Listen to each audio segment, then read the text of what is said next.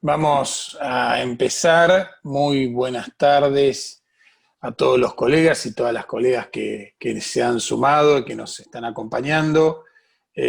A los que no lo puedan hacer ahora, nosotros vamos a grabar la actividad y la vamos a subir a nuestro canal de YouTube para que puedan verlo posteriormente. Agradecerle especialmente a Marina Sánchez Herrero, que siempre nos visita, como hablábamos hoy en la previa, es como que nos visitamos virtualmente, pero que tenemos una vez más la oportunidad de tenerla en una actividad de nuestro colegio. Y bueno, y para dialogar con ella, porque en realidad este es un poco el objetivo, para dialogar sobre la reforma judicial. La reforma judicial, digamos, vinculada a este proyecto que ya tiene media sanción del Senado y que próximamente debería ser tratado por la Cámara de Diputados, y también el resto de los aspectos que se involucran en esta denominada reforma judicial. Uno de los temas fundamentales que se puso en cabeza de este Consejo Consultivo es precisamente uno de los órganos donde Marina participa en representación de todos nosotros, de los abogados y las abogadas del interior del país, que es el Consejo de la Magistratura de la Nación. Y quizás esto puede ser uno de los temas más interesantes, no pensando estrictamente en esta ley, que es lo más cercano, o aparentemente pareciera lo más cercano en el tiempo, sino respecto de lo otro, que es lo que seguramente se va a tratar en los próximos meses, dado que este Consejo Consultivo se está reuniendo y tiene 90 días en principio, de acuerdo al decreto que lo convocó, para expedirse y acercarle las diferentes opiniones al presidente. La idea de la actividad, como bien decíamos, es que se trate precisamente de un diálogo, o sea, de un conversatorio, como se dice ahora, si bien obviamente Marina va a hacer una introducción y va a ser una primera exposición disparadora de la discusión. La idea es que todos y todas las presentes participen, den sus opiniones, hagan sus preguntas, que no sea, digamos, solamente una disertación magistral, que seguramente la Marina la puede hacer y muy bien, sino la idea es intercambiar y que ella se pueda también enriquecer a partir de nuestras opiniones críticas o no críticas respecto del proyecto, porque quizás lo primero que tenemos que pensar es que las realidades que nos toca transformar y en las que tenemos que intervenir no son blanco y negro. O sea, hay cosas que pueden estar bien, hay cosas que no están tan bien, y quizás si lográramos como sociedad poner y hacer una buena conjunción para sacar las mejores normas, para organizar mejor nuestras instituciones, combinando un poco estas opiniones, construyendo los consensos que siempre hacen falta y que parece que desde hace un tiempo vivimos en una sociedad donde todo es blanco y negro, uno o está de un lado o está del otro, o estás a favor de la reforma o estás en contra, y la realidad es que, y aquí sí adelanto una opinión personal, yo creo que la reforma es necesaria. La justicia federal y nacional está en deuda con la democracia, está en deuda con la república y tiene muchísimas cuestiones para transformar. No discuto la oportunidad, porque en realidad creo que transformar el Estado de Derecho para hacer mejores instituciones siempre es oportuno en una república, en una democracia. Sí discuto la forma, o sea, sí discuto que nuestros dirigentes tienen que hacer más esfuerzo que el que hacen para construir esos consensos, escuchar las voces y construir una reforma que no sea la reforma de un gobierno, que sea una reforma que quede como una política de Estado para el futuro. Porque, en definitiva, esta justicia que hoy se quiere transformar fue una justicia que fue funcional a cada uno de los gobiernos que le tocó estar en mayor o menor medida, y precisamente por eso no la quisieron transformar cuando hubo que hacerlo. Pero bueno, no quiero monopolizar el uso de la palabra, solamente presentarles a Marina, agradecerle, escucharla y bueno, y generar a partir de esto, bueno, el intercambio, y vamos a ir moderando. Yo lo que les pido, seguramente todos están habituados a la utilización del Zoom por todo esto que venimos viviendo en todos estos meses. en lo posible, los que puedan, cuando pidan la palabra, pídanla por el sistema, porque yo estoy en un dispositivo donde no los veo a todos y puede ser que por ahí me hacen un gesto, hacen una cosa y yo no los estoy viendo. Entonces, que pidan la palabra por el sistema, así podemos ir ordenando el uso de la palabra. Y los que no estén hablando, si bien Diego nos está ayudando con esto, traten de mantener los micrófonos cerrados para que no se genere ruido ambiente, que a veces es un poco molesto. Marina. Bueno, buenas tardes, muchísimas gracias Hernán, buenas tardes a todos, muchísimas gracias a todos por estar acá, a muchos como Luis, como Patricia, que nos hemos, Aldana, que también está, Germán, que también está, toda gente con la que nos hemos encontrado en otros espacios también para charlar de diversos temas, pero bueno, hoy nos encontramos en este tema que es, y ya un poco adelantó algo Hernán, y yo tengo algunas visiones comunes con él sobre esta reforma, pero que es ni más ni menos que un espacio para charlar un poco sobre algo tan trascendental como es la justicia, que siempre me gusta decirlo en todos los espacios en los que charlamos, y máxime cuando son entre colegas, por cierto, la justicia que todos nosotros sabemos que es paz social, es orden, son reglas, es contención, es empatía también, el saber ponerse en el otro. Parece que es una palabra como que, a ver, de todas las palabras que uno va viendo que se van como imponiendo, empatía es una de las palabras que a mí más me ha atravesado, por decirlo de alguna manera, porque tiene que ver en una conducta de vida, eso de saber ponerte en el lugar del otro y no analizarte a partir de tus circunstancias.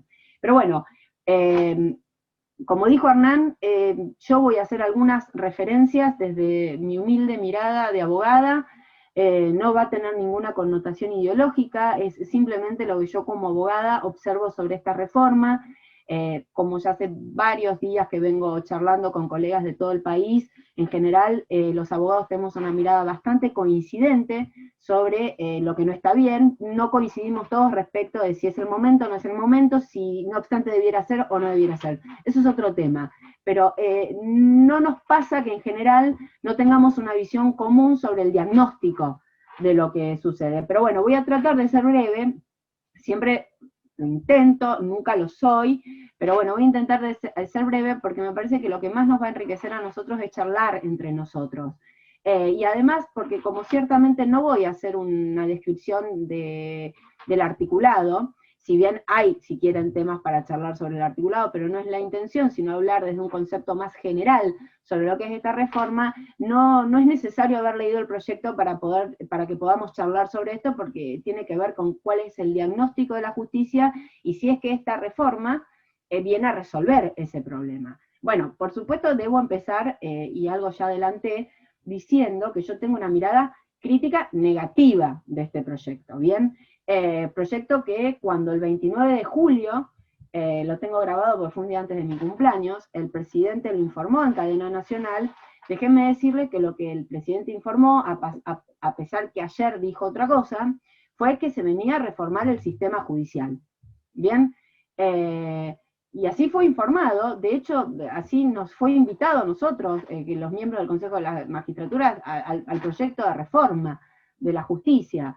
Después la vicepresidenta, desde esa óptica, en cuanto leí el proyecto, supe que esta reforma no venía a resolver los verdaderos problemas que tiene la sociedad respecto al sistema judicial. No estoy hablando de personas, ni me voy a referir a personas, siempre voy a referirme al sistema, ¿bien? Pero la realidad es que este no era un proyecto que viniera a resolver los problemas que la sociedad tiene con la justicia.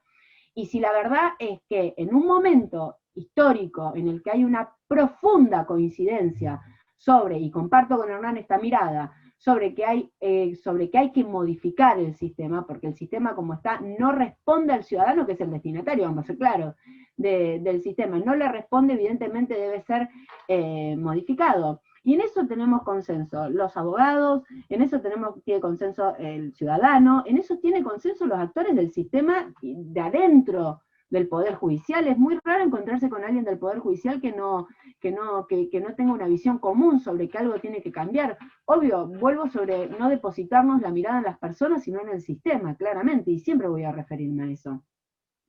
Entonces, la verdad es que desde ese lugar, en un momento en el que hay hay un gran consenso social, de los actores del sistema, de los actores políticos de la República, etcétera, sobre que eso podía darse como una situación factible, que era un cambio. Después, si quieren, vemos si era el momento, pero digamos, una situación factible de cambio.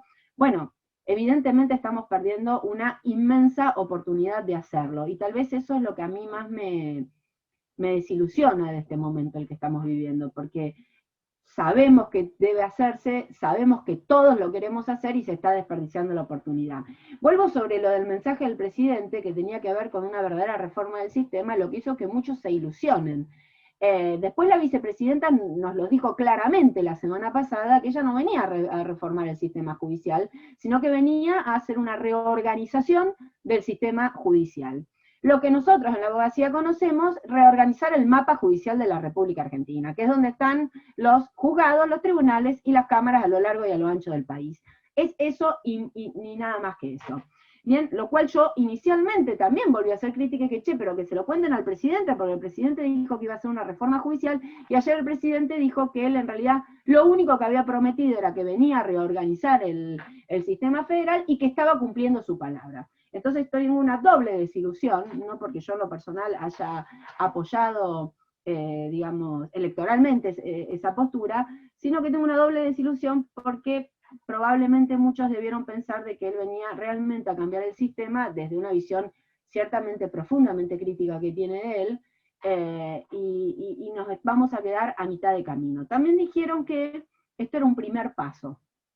¿Por qué marco esto? A ver, no tengo ninguna intención de ser intérprete de lo que dicen los dirigentes políticos. Lo marco porque desde la abogacía sabemos que si esto bien no es la reforma del sistema, una lástima, porque debió serlo. Está bien, es la reorganización del mapa judicial, como nosotros sabemos perfectamente que es. Bien, perfecto. Pero que como tal te plantean que es un primer paso, nosotros sabemos que no puede ser nunca el primer paso la readaptación del mapa judicial sin tener en cuenta y sin resolver otras cuestiones.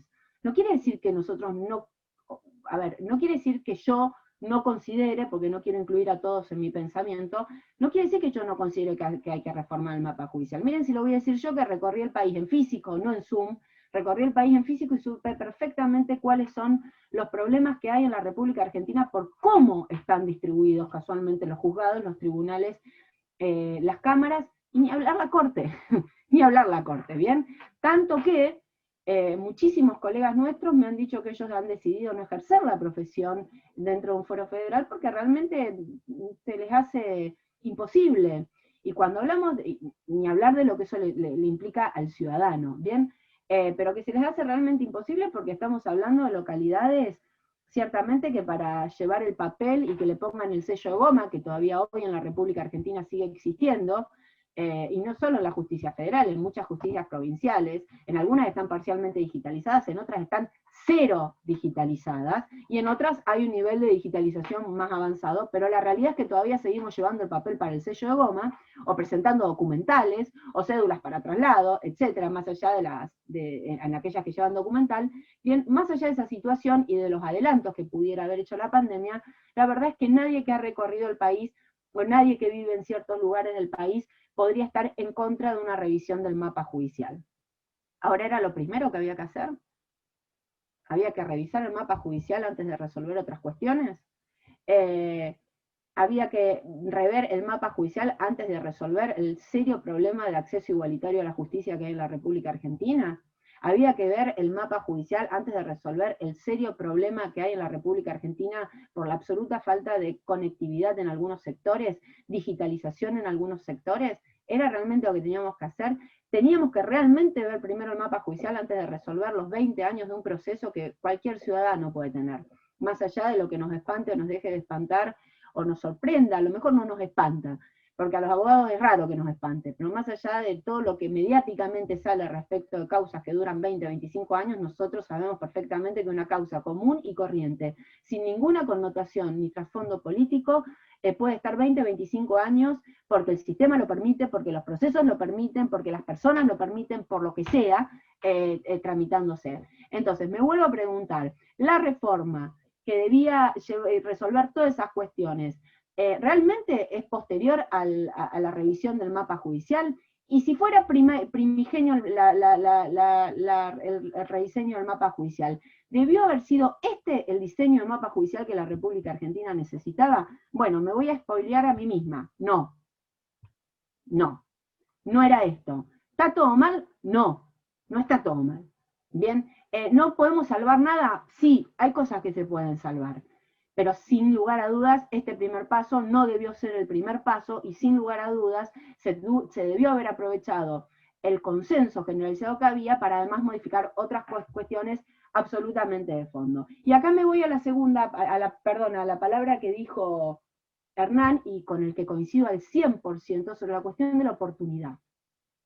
Nadie que trabaja en el sistema judicial o nadie que lo padece, bien, estoy hablando de una persona que hace 20 años que tiene una causa dentro, puede considerar de que no existe un momento oportuno para resolver los problemas que tiene el sistema. No existe ese no momento. Nunca puede alguien considerar de que pudiendo resolverse algo en materia de justicia no se debe resolver. La pregunta es si esta reforma podía ser llevada adelante en este momento en el que estamos viviendo, no una reforma real del sistema. En la reforma real del sistema siempre es un gran momento. Después también podemos analizar si aún alguien considerando que esta es la reforma, si estos eran los modos que se tenían que llevar adelante una reforma como esta y en la inmediatez que se llevaba una reforma. Entonces acá abordamos dos aspectos, el fondo y la forma. Y déjenme decirle que desde el punto de vista de lo que es el fondo, no es el momento. Para esto no es el momento. Y desde el punto de vista de la forma, no. Y nunca va a ser el momento para reformar un sistema en las formas que se están reformando. Eso, por supuesto, es algo absolutamente personal. No tiene que ser. Y ahora, ¿por qué no? Voy a hacer 3 ejes técnicos y después ya nos ponemos a charlar un poco y si quieren nos adentramos en la cuestión del consejo, porque yo ahora de lo que voy a hablar es del proyecto, y después está el consejo, que es muy bien lo que dijo Hernán, y coincido con él, se impone la obligación de darle una mirada al Consejo de la Magistratura de la Nación, en eso no tengo ninguna duda. Ahora, ¿cuáles son los 3 ejes generales por los que yo creo que ni de forma ni de fondo esta reforma es la que necesitamos nosotros en nuestro país, y además que está mal? No solamente, está mal pensada en los términos. Cuando la ministra de Justicia fue al Senado y dijo que quienes nos oponíamos a este proyecto es porque concebíamos a la justicia como un gasto y no como una inversión, déjenme decirles, y desde ya adelantando, porque vamos a hablar de la cuestión presupuestaria, jamás en la vida voy a ser yo la que considere que hacer una reforma que implique un mayor presupuesto para la justicia es un gasto. No voy a ser yo la que me ponga en ese lugar, respeto que alguien se ponga, yo no me voy a poner. Pero déjenme decirle que dentro de las inversiones podemos categorizar las buenas y las malas. Bueno, esta es una mala inversión, pésima inversión. Bien, entonces, primero partamos de ese punto porque vamos a hablar de presupuesto y de gasto. Entonces, nosotros tenemos un Poder Judicial de la Nación que desde hace mucho tiempo, pero voy a hablar de este año porque me consta, porque lo integro, ¿bien? Ustedes saben que el Consejo de la Magistratura administra el presupuesto del Poder Judicial de la Nación, ¿bien? El presupuesto del Poder Judicial de la Nación llega a agosto, es decir, nosotros para afrontar todas las cuestiones que tenemos que afrontar a partir del presupuesto que nos asigna el Congreso, llega agosto. A partir de agosto nos tiene que empezar a asistir el Tesoro. ¿Bien? O plata que le pedimos a la Corte o plata que le pedimos al Tesoro para llegar a diciembre. Esto no es nuevo, pero esto está pasando. Es decir, que con la estructura actual que nosotros tenemos y con la situación, y no estoy hablando de pandemia, estoy hablando de normalidad, bien, y con la situación que nosotros tenemos, nosotros llegamos a agosto. Bueno, este mapa judicial, que es en definitiva esta reforma, crea final, después vamos a hablar de cómo empezó, crea final 1.031 cargos nuevos. Es decir, nosotros con el presupuesto que teníamos llegábamos a agosto. Esta reforma es la creación gigantesca de cargos. Bien, creando 1.031 cargos nuevos que se considera que van a llevar, y no están todos los gastos computados, yo si después quieren le paso a Hernán el cálculo de gastos de lo que implica esta reforma, bien, no están calculados todos los gastos, ni están calculados todos los factores, y además es una foto instantánea de a hoy, porque ustedes saben que lógicamente como la gran masa se constituye en salarios, eso siempre se va modificando para arriba. Bien, bueno, son más de 10.000 millones de pesos al año. Es decir, que en un presupuesto, un Poder Judicial con un presupuesto que no llega a resolver sus cuestiones al mes de agosto, en realidad no llega al mes de diciembre, sino que en agosto tiene que empezar a pedir auxilio, se crea esta inmensa estructura de cargos con un incremento al hoy, estático y absolutamente incompleto o parcial, no porque no estén los grandes rubros, porque estaría incluido ahí lo que implicaría infraestructura y lo que implica salarios, ¿bien? Son 10.000 millones más de pesos, casi llegando a 11.000, pero yo voy a redondear porque no es que no sepa el número exacto, pero siempre me equivoco, así que vamos a redondear para abajo, pero en realidad es casi 11.000, les quiero decir.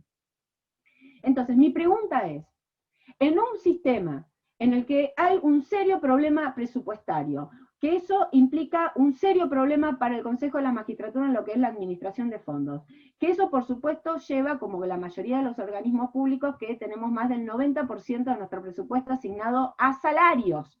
Bien, en la mirada de una inmensa creación de cargo y de estructura, con todo eso lo que llevaría, mi pregunta es, ¿viene a resolver el problema presupuestario? No, no lo viene a resolver, lo profundiza para mal. Bien, 10.000 millones más implica esta reforma. Bien, ahora, vuelvo a la pregunta entonces, o a la reflexión que hice inicialmente. ¿En realidad teníamos que primero crear la estructura y después ver cómo resolvíamos el problema presupuestario? ¿O debió ser al revés? Y esto lo voy a marcar en todo momento para que se observe de que la crítica no es una crítica destructiva, ni siquiera desde un lugar de oposición, en el sentido de que no me gusta cómo pensás, yo a lo que sea que me plantees me voy a oponer. No, es sencillamente sobre la base de lo que plantearon, viene a reformar el sistema, no viene a reformar el sistema. Después dicen, no viene a reformar el sistema, es un primer paso. Me pregunto, ¿era el primer paso? Bueno, en materia presupuestaria está claro que no. Porque no solo no resuelve el problema presupuestario que debió haber sido resuelto primigeniamente, sino que además lo profundiza considerablemente. Mi pregunta es, ¿cómo vamos a resolver si al hoy tenemos este serio problema deficitario? Y ahí sí entra la pandemia. Ahí sí entra la pandemia. Yo vuelvo, como realmente quiero lograr transmitirles a ustedes que para mí siempre es un buen momento para reformar el sistema judicial, es que trato de quitar algunas circunstancias que para todos son obvias, como nosotros decimos, son de público conocimiento. Pero la verdad es que sí entra ahí la cuestión de la pandemia, porque si nosotros tenemos un problema presupuestario que se va a incrementar en 10.000 millones, y la Argentina además está en un problema deficitario, o está en un problema de una profunda crisis económica, en ocasión de lo que veníamos más una pandemia que nos sorprendió, mi pregunta es cómo vamos a llevar adelante esta reforma. Bien, entonces, al primer cuestionamiento, ¿resuelve lo presupuestario? No lo resuelve. Bien, segundo cuestionamiento. ¿Es esta la reforma del sistema que viene a poner a la justicia en situación de futuro? Y la respuesta es no. Bien, no viene a poner la justicia en situación de futuro. En primer lugar, ¿y por qué? Primero porque todo ese rediseño del mapa, que vuelvo porque quiero ser clara respecto al tema, no voy a ser yo la que me oponga al rediseño del mapa en la República Argentina. Bien, pero todo este rediseño del mapa se hace sobre una justicia que bien pudo haber sido, y miren lo que voy a decir, que bien pudo ser la justicia de hace 50 años atrás, 60 años atrás, que desgraciadamente es nuestra justicia de hoy. ¿Se entiende lo que quiero decir? Es decir, diseñan un mapa en la República Argentina sobre la realidad de una justicia que era propia de hace 50 años atrás y que al día de hoy se mantiene y que debió haber sido un proyecto que ponga a la justicia en situación de futuro. Me explico. Nosotros en octubre del año pasado declaramos la emergencia en materia de tecnología y la emergencia en materia de infraestructura. Bien, dijimos claramente desde el Consejo de la Magistratura que no podíamos hacernos cargo de la situación que se estaba viviendo y que nosotros estábamos en una situación de emergencia. Ahí no había pandemia. Ahí era simplemente la situación real del Poder Judicial de la Nación. Dijimos, nosotros no tenemos edificios acordes, tenemos un problema en materia de edilicia, entre otras cosas, porque como dije, más del 90% se te da en sueldos, ¿bien? Y por supuesto yo no le tengo que explicar a un abogado lo que es, bueno, desde ya no le tengo que explicar lo que es la situación edilicia, pero mucho menos tengo que explicarle cómo funcionan las plataformas o los sistemas que se manejan en el Poder Judicial Federal, que todos sabemos que no andan bien. A eso tenemos que sumarle, y no es un tema menor, que no es imputable al Poder Judicial, pero sí es una realidad de muchísimos argentinos, la absoluta falta de conectividad en algunos lugares de la República Argentina. Entonces, nosotros en octubre le dijimos, señores, acá llegamos, estamos en emergencia. Tanto en materia de tecnología como en materia de infraestructura no podemos. Si había alguna duda, si alguna duda tuvimos sobre el tema, quedó absolutamente de manifiesto en la pandemia. A ver, no nos sorprendió a nadie lo que pasó, pero la realidad fue, y esto es porque siempre me gusta ser clara respecto a todas esas teorías conspirativas de por qué estábamos en una feria extraordinaria. La realidad es que nosotros sabemos que la feria extraordinaria del Poder Judicial fue producto de que el Poder Judicial sencillamente no podía funcionar en situación de normalidad, no solo por lo que el presidente había dicho, sino porque no tenía condiciones dadas para poder afrontar las medidas que el presidente había dicho. ¿Por qué? Porque seguimos con la presencia física, porque seguimos con el papel, porque seguimos con el sello de goma, porque seguimos con edificios en el que hay en muchos espacios, que en poco espacio hay mucha gente, etc. Entonces, a las medidas que adoptó el presidente de la Nación respecto de las necesidades sanitarias que se tenían, el Poder Judicial obviamente no podía funcionar en los términos que estaba funcionando. A ver, no es que nosotros tuvimos que resolver algunas pocas actuaciones físicas que teníamos ante el Poder Judicial, que eso se hubiera terminado de resolver, de hecho se terminó de resolver a través de todas estas plataformas, si bien después hay que ver algunas particularidades como el fuero penal y el fuero de familia en algunas necesidades de contención que se requieren respecto a la problemática que se trata. Bien, pero la verdad es que acá no es que la feria estuvo porque alguien consideraba que tenía miedo de que vayan a impugnar que accionen contra algún decreto del presidente, porque eso por supuesto sucedió, la justicia no hizo lugar a ninguno de los amparos que se interpusieron, y la verdad es que la feria extraordinaria, la única habilitación real que tenía, era casualmente para tratar temas de COVID. Así que nosotros sabemos que la justicia estuvo en situación de emergencia, porque la justicia no pudo ponerse a trabajar con normalidad, porque no podía garantizar las medidas que requería el presidente. Entonces, en una emergencia de infraestructura, en una emergencia tecnológica y con una pandemia que nos desnudó completamente, me pregunto, ¿no se debió haber resuelto primero la cuestión de tecnología? ¿No se debió haber resuelto primero la cuestión de infraestructura antes de hacer un rediseño al mapa? ¿Y por qué lo uno a estas dos cuestiones? Miren, la tecnología, que es lo que sería la justicia mirada con una mirada, intergeneracional, con una mirada de futuro, con una mirada no de la foto de una justicia de 50 años, sino la justicia a la que yo quiero ir. Bien, lo primero que tiene que estar es absolutamente digitalizada, absolutamente despapelizada. Esa circunstancia, y les aclaro que la inversión en materia de tecnología es muy inferior a la inversión que implicaba el proyecto que envió el presidente, no el proyecto que salió del Senado. Miren, el proyecto que presentó el presidente tenía más o menos 364 cargos. Terminó en el Senado en 1.031 cargos. El proyecto que presentó el presidente, más allá de que nos digan que eran 1.300 millones, 1.900 millones, no, todos los cálculos indicaban que no eran menos de 5.000 millones anuales. Bien, ese fue el proyecto primigenio. La inversión que se requiere en tecnología es muy inferior a ese proyecto. Miren si no primero teníamos que invertir en tecnología. ¿Y por qué teníamos que invertir en tecnología? Bueno, en este diseño del mapa actual de la República Argentina, que este mapa viene a resolver muy parcialmente, ¿bien? Ustedes ya saben, porque yo lo he dicho, y seguramente muchos de ustedes lo vivan, pero vale la pena recordarlo, en la República Argentina, los ciudadanos de la República Argentina hacen cientos de kilómetros para llegar a una primera instancia, y hacen cientos de kilómetros para llegar a una segunda instancia, y hacen cientos de kilómetros para llegar a la Corte.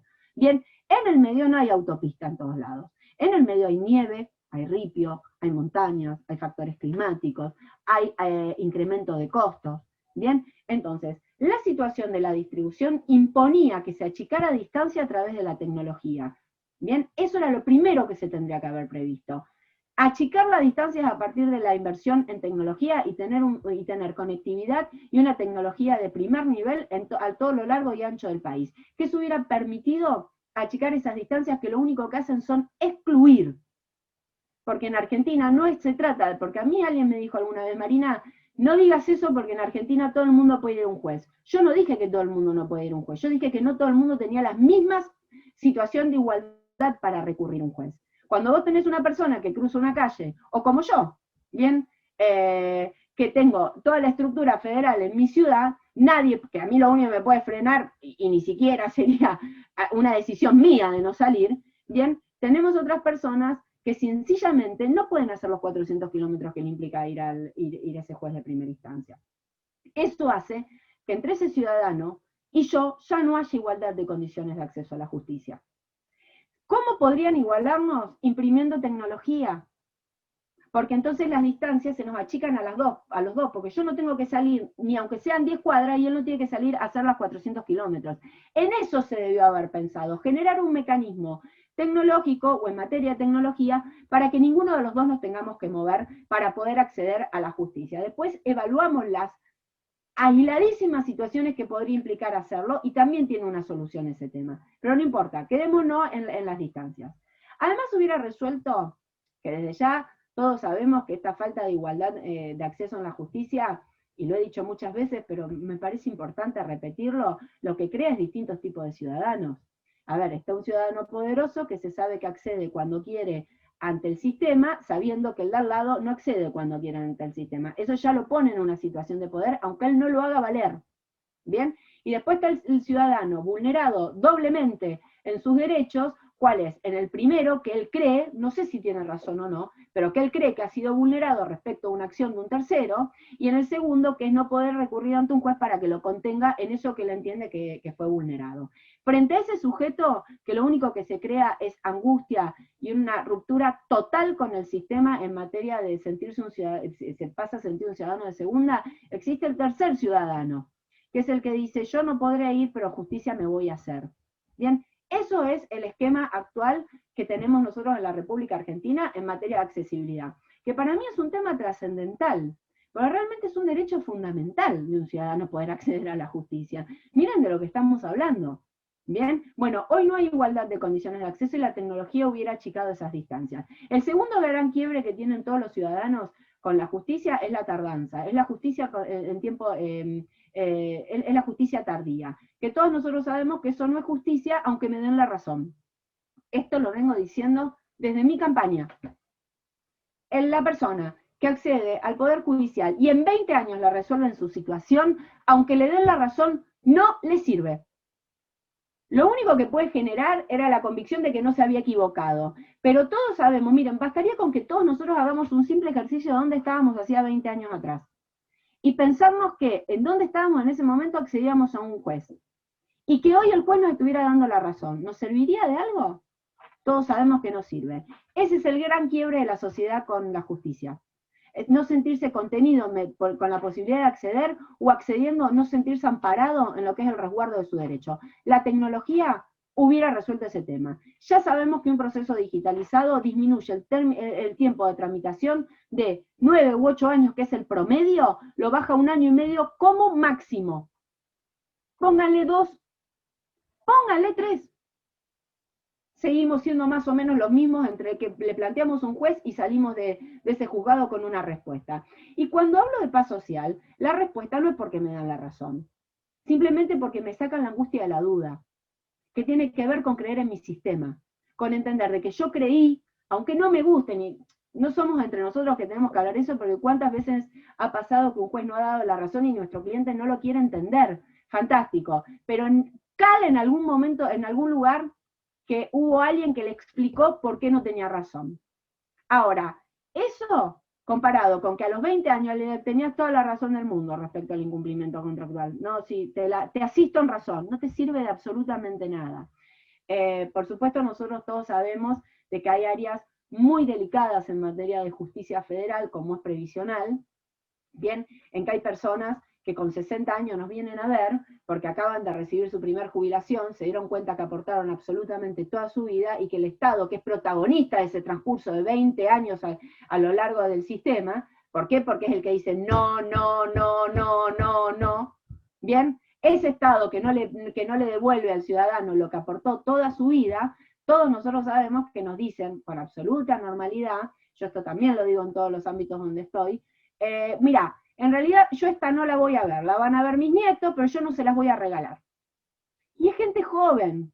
¿Y saben qué es lo peor? Todos sabemos que en muchos casos no la ven. Porque aunque le asistan a razón, después no le pagan. y después no le hacen, y después le piden que acepte que le paguen la mitad. Bueno, ese es el quiebre del sistema. Hoy imagínense si esa persona de 60 años que recibe la primer jubilación, en 3 años tiene una respuesta. Eso hubiera resuelto la tecnología. Y básicamente lo que hubiera resuelto la tecnología, y ya avanzo al último punto así charlamos, básicamente lo que hubiera resuelto la tecnología era el diagrama del mapa judicial. Miren si no era necesario antes invertir en tecnología y resolver estas cuestiones. ¿Saben por qué?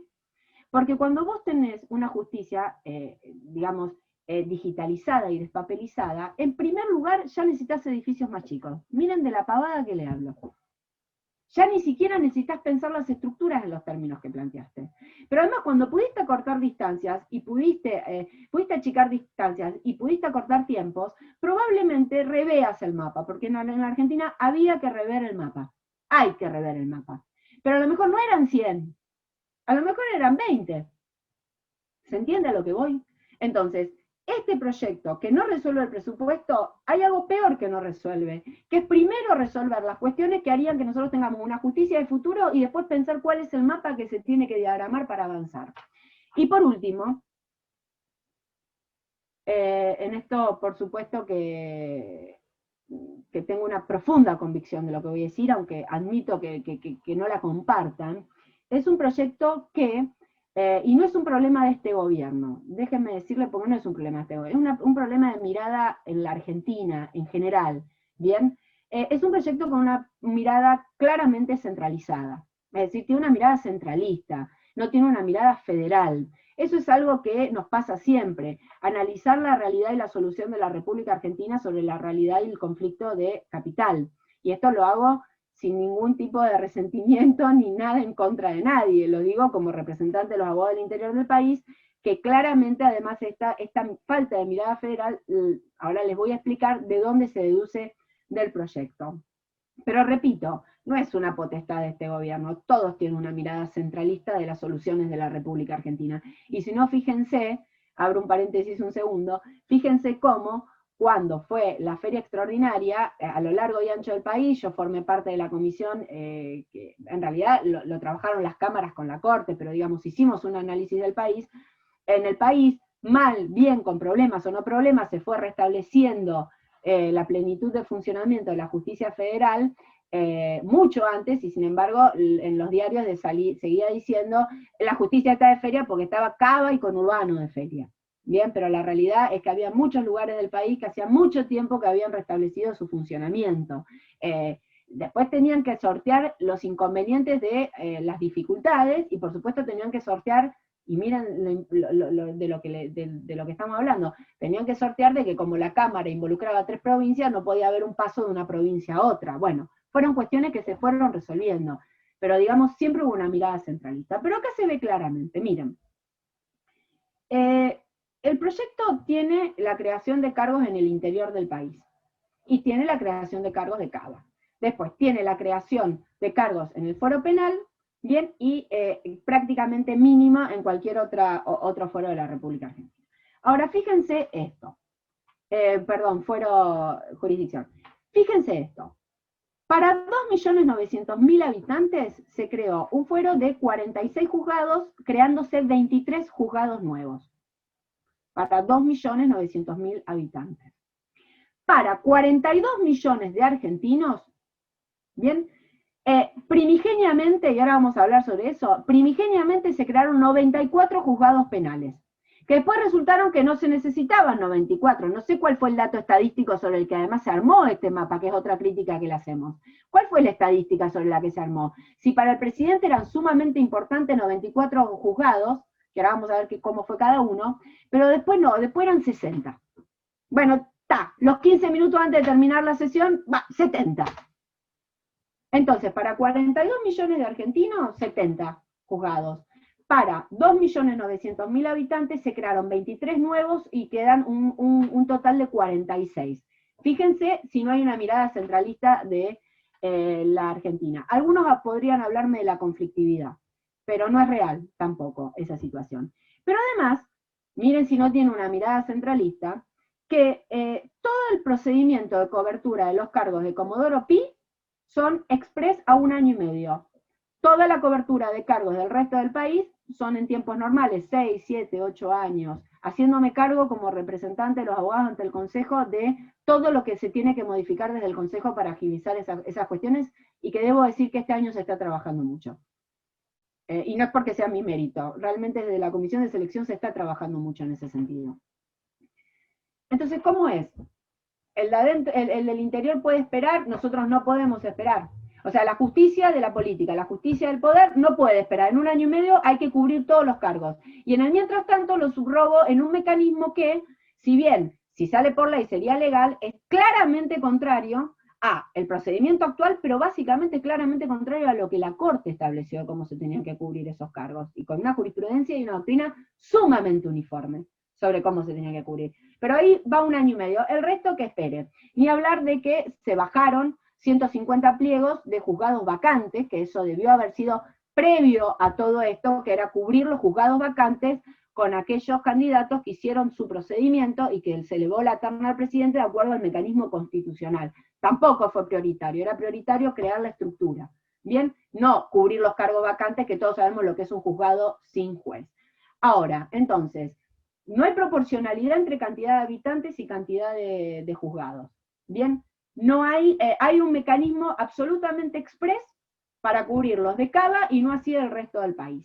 Además, hay una lógica de creación de cargos, bien de magistrados, que no condice con el proceso penal que va a ser llevado adelante. Porque ese proceso, que es el acusatorio, requiere muchos más fiscales que jueces.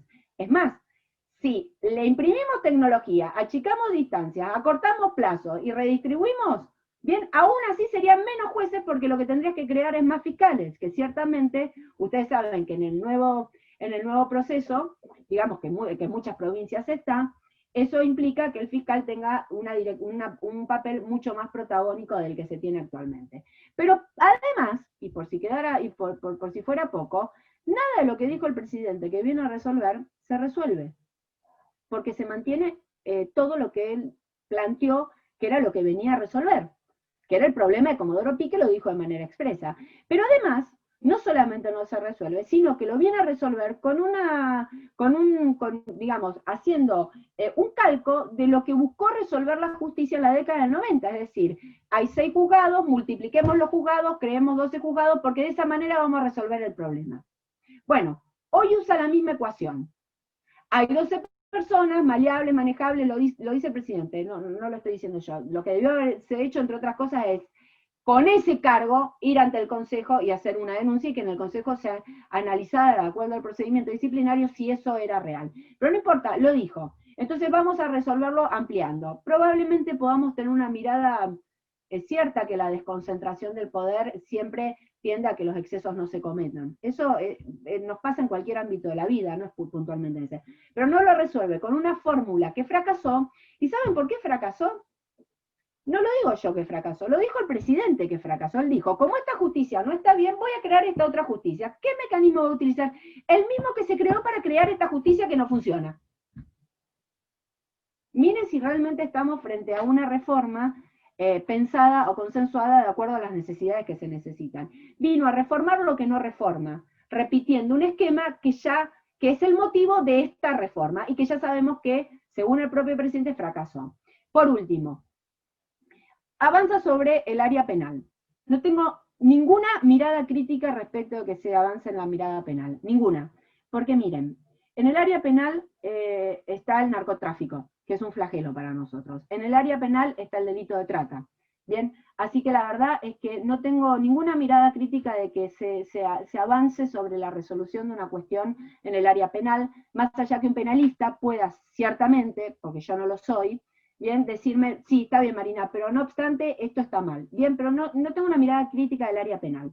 Entre otras cosas porque al recorrer el país, yo estuve en contacto con los jueces penales, en particular de provincias de frontera, y ellos me han hecho saber que son juzgados multifueros, me han hecho saber los profundos inconvenientes que tienen el ejercicio de la función, con la posibilidad de tener inmediatez entre el conflicto y la solución que ellos pueden dar. Así que mi mirada negativa no es hacia el área penal, pero sí tengo una mirada muy negativa respecto de que no se haya aprovechado el momento para resolver el fuero de la salud que se maneja en el área en el área, en el federal. Ese fuero en el que recurrimos, porque la primera respuesta que se obtiene de muchas obras sociales es el no. Entonces tengo que ir para que me den el tratamiento de cáncer, tengo que ir para que nos den la prótesis, tengo que ir para que operen a mi hijo, tengo que ir para discutir que en realidad yo no mentí con la enfermedad, y sino que la tuve, que no es una enfermedad esto, que no es una enfermedad lo otro. Ese fuero no aprovecharon la oportunidad para resolver, ni muchísimo menos aprovecharon la oportunidad para resolver el fuero previsional. Bien, entonces, no resuelve el presupuesto, no resuelve la igualdad de condiciones para acceder a la justicia, no resuelve el problema de rapidez, no pone a la justicia en situación de futuro, no tiene una mirada nacional, no aprovecha el momento para hacer una mirada integral de todas las áreas de competencia del fuero penal. La pregunta es, ¿qué es lo que viene a resolver? Porque aun cuando todos coincidamos que teníamos que revisar el mapa judicial, no era este el mapa y evidentemente no era este el primer paso que se tenía que dar. Evidentemente hay un pensamiento o un modo de concebir esta justicia en este país que, esto sí es una crítica personal, me parece que es una mirada única, que no admite otras miradas. Alguien me ha dicho, así que me adelanto por si alguien lo piensa para ir respondiéndole, me ha dicho: Marina, no puedes decir eso, porque esto en el Senado fue debatido, fue mucha gente a debatirlo al Senado. Bueno, déjenme decirles esto. Primero, yo creo que en el profundo consenso que hay respecto de que algo tenía que cambiar, nos merecíamos otros tiempos. No nos merecíamos esta inmediatez de esta manera, porque miren cómo hay un montón de cabos que se pudieron haber resuelto antes. Pero además,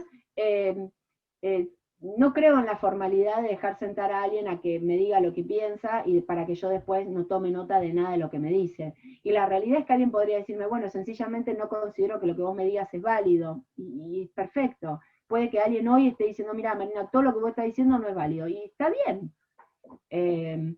Tampoco yo quiero ser pensamiento único ni imponerle nada a nadie, pero a mí me parece que los modos que todos nosotros observamos, y siendo que desde la Asociación de Magistrados, la Federación Argentina de Colegio de Abogados, hay grupos independientes, constitucionalistas, los propios respecto de un pensamiento ideológico afín al gobierno, todos le dijeron que esta no era la reforma, que no se podía llevar adelante en estos términos.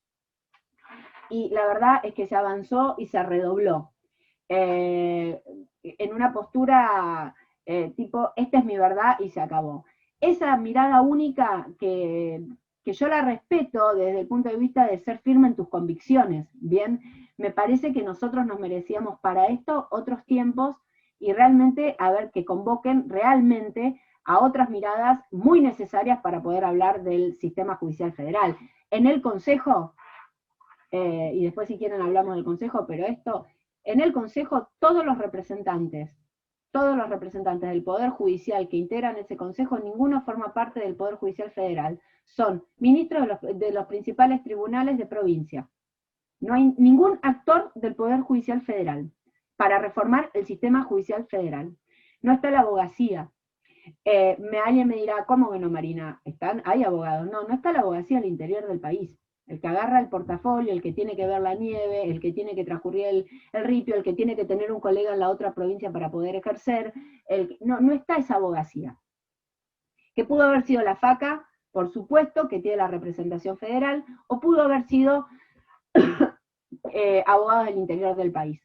Bien, y quienes están fuera del Poder Judicial son personas que tienen un pensamiento afín y único. Yo no les voy a faltar el respeto hoy, en otros momentos lo he dicho, que para mí tienen los manuales escritos, pero la realidad es que vamos a esperar a ver qué hacen, qué es por lo que se pronuncia.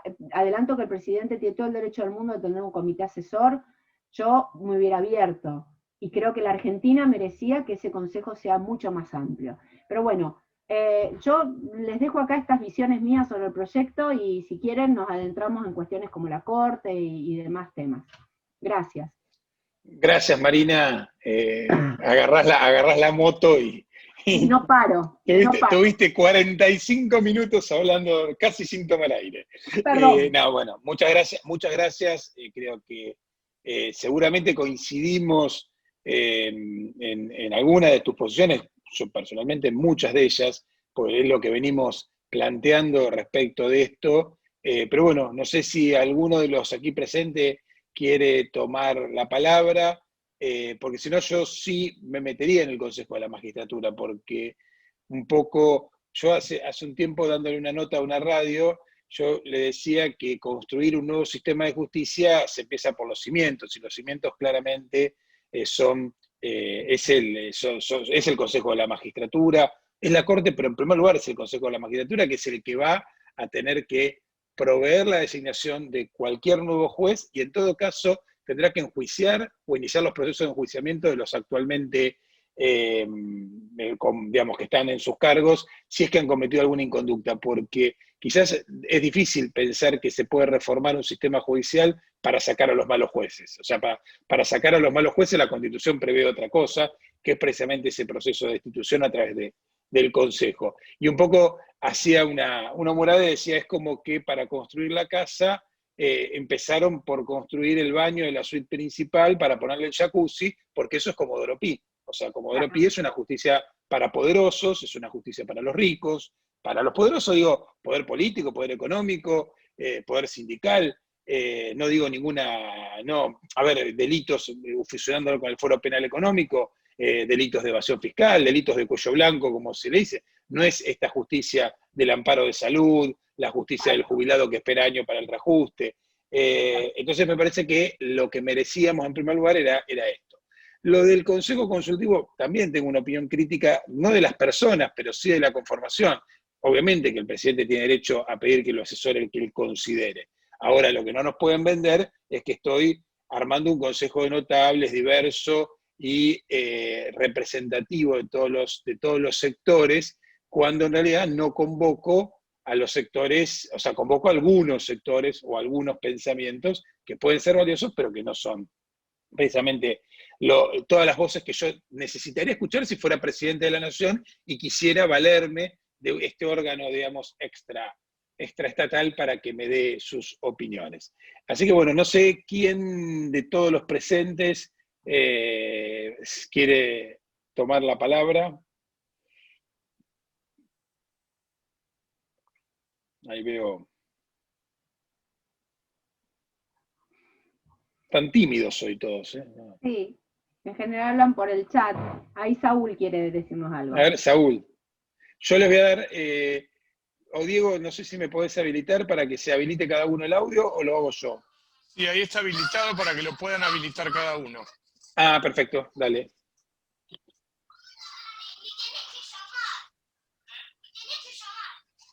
Ahí está habilitado. Perfecto, ahí va. Sí. Hola, Saúl Lipskier es un abogado, menos que... acá en La Plata por ahí se conocen, pero lo presento, que colabora, es secretario del área de Administración de Justicia y bueno, colabora en muchas actividades del colegio y es uno de nuestros delegados en la Comisión de Administración de Justicia de la FAC.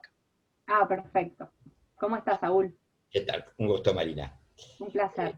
No puedo menos que estar de acuerdo con lo que vos planteás, pero cuando se habla de la reforma de la justicia, a mí me preocupa demasiado, porque estamos hablando de una reforma parcial, armada por unos pocos, para querer excusar de que se aplican a muchos, pero sabemos que es beneficio para unos mínimos. Y fundamentalmente, y ahí lo escribí también, cuando se habla de justicia, siempre se pone la mirada en Comodoro Pi. Y yo pregunto, ¿la República Argentina es un país federal? ¿Por qué tiene que estar todo centrado en Comodoro Pi? Y los demás fueros, ¿se ha entrado a ver cómo funcionan? ¿Se han asomado al balcón de su primer piso a mirar cómo funcionan cada uno de los juzgados? ¿Se ha analizado la eficiencia y la capacidad de los jueces? ¿Se ha pensado que un juez a determinada edad tendría que dar un examen de eficiencia o de eficacia o un test psicológico para ver si está en condiciones de estar al frente de un juzgado? donde de pronto manejan intereses de terceros y que los tiene que manejar con mucha solvencia y con mucha soltura? ¿O simplemente, como estamos acostumbrados a ver los abogados de pasillo y de café, como yo suelo catalogarme, sabemos que le llevan el proveído y sin leerlo les pone la firma y lo mandan, y después el que tiene que salir a poner la cara y a discutir y a pelear es el propio abogado? Entonces, resumiendo y por no extenderme mucho, porque esto da para largas horas de charla, yo creo que esta no es una reforma de la justicia. Esto creo que es un parche parcial a un sistema obsoleto que está funcionando en nuestro país. Y que con eso tenemos que estar luchando y peleando los abogados día a día. Y no pongamos como excusa la pandemia, porque este presidente, y que me perdonen los que no compartan mi opinión, está precisamente haciendo todo lo contrario a lo que fue su promesa de campaña. Y de hecho, hablando de la reforma judicial, la propia presidenta del Senado de la Nación le dijo: te la voy a aprobar, pero esta no es la reforma que yo quería. Y eso fue publicado. Esta es mi opinión, y esto quería que un poco tanto vos, Marina, como los colegas conozcan, porque, como te digo, es mucho lo que podemos decir, pero este es el eje central. Tratamos temas para que haya impunidad, pero nos olvidamos de lo que es el fuero civil, el fuero comercial, el laboral, el penal. Por suerte y gracias a Dios, las provincias mantienen el privilegio o el derecho y no han delegado en el gobierno nacional la redacción de los códigos de procedimiento, porque si no, entonces esto sí hubiese sido ya no el fin de la justicia, hubiese sido el desastre total del sistema judicial argentino. Esto es lo que quería decir. Gracias. No, por favor, Saúl. Bueno, más allá de... en realidad hay varias partes de lo que dijiste que se las voy a pedir a Hernán, porque en verdad de 45 minutos las resumiste de manera perfecta, así que varias cosas de las que dijiste las voy a tomar como frases, Saúl, está claro, ahora le tomo nota.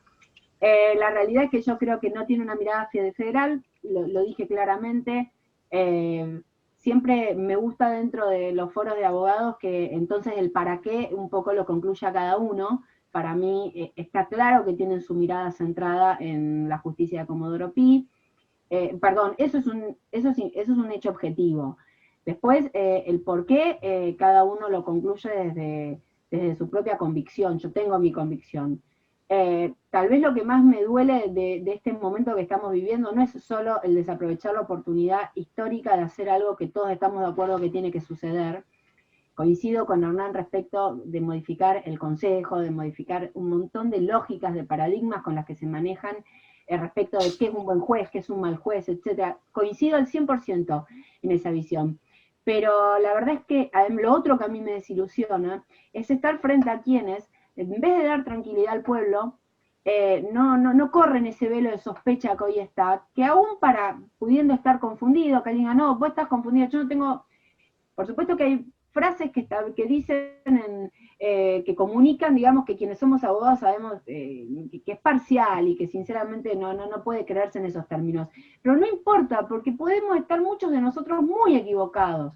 Bien, puede haber sospechas que están por sobre este proyecto que son una inmensa equivocación de muchos argentinos. Bueno, sepan que es obligación del presidente correr ese velo. Los cargos no son de las personas, los cargos son de los representados. Bien, el cargo no es mío, el cargo es de los abogados. Y si hay algo que pasa respecto a mi actuación como representante de ellos, yo no tengo el derecho de decidir si lo digo o no lo digo, porque total te me vas a oponer de cualquier manera. Yo tengo la obligación de correr ese velo.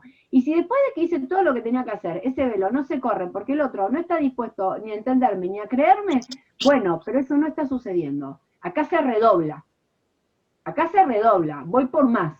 Entonces ese tal vez mi otra gran desilusión respecto a de esta falta de aprovechamiento de una oportunidad de cambio. No sé si estoy...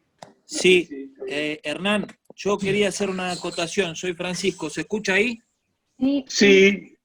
Quería Sí, hacerle, lo que que me encanta la charla. Me encanta ¿estás la en charla, otro, Marina. ¿estás con dos dispositivos, Francisco?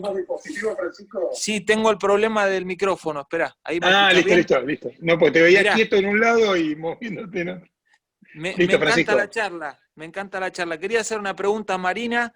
Dijo, que hubiera empezado por dar recursos a la parte tecnológica, que todos estamos de acuerdo, y después, antes de modificar la forma, entiendo que a eso se refiere el mapa judicial y demás cuestiones, que hubiera entrado en las cuestiones de fondo.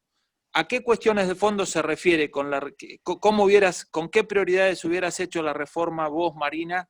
Esa es en concreto la pregunta. Yo soy poco entendido en todo el tema de cómo habría que encarar la reforma. Estoy de acuerdo en todo lo que van diciendo, pero quisiera que me orientes un poco en ese punto, ¿puede ser?